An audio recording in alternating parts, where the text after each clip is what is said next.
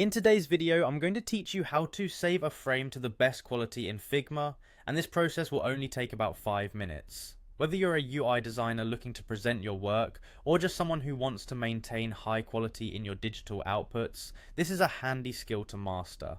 Let's start by opening up Figma, the collaborative interface design tool that's loved by designers everywhere. If you're new to Figma, it's an intuitive platform that allows you to work on design projects with your team in real time. So fire up your web browser and head over to the Figma website. Once you're there, click on the login button. If you're already logged into your account, you might be redirected to your recent projects directly.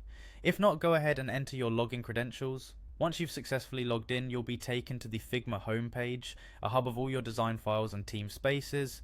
Locate your project or start a new one if necessary.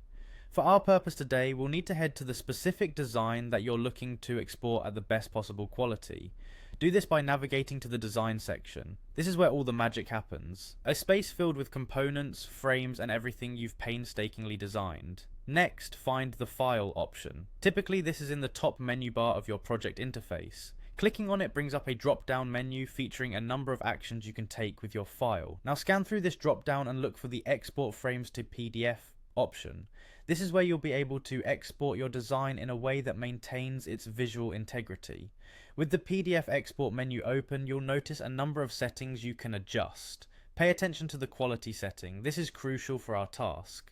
By default, Figma provides a standard quality setting, but if you're aiming to showcase your work in the best light, you'll want to crank this up to its maximum.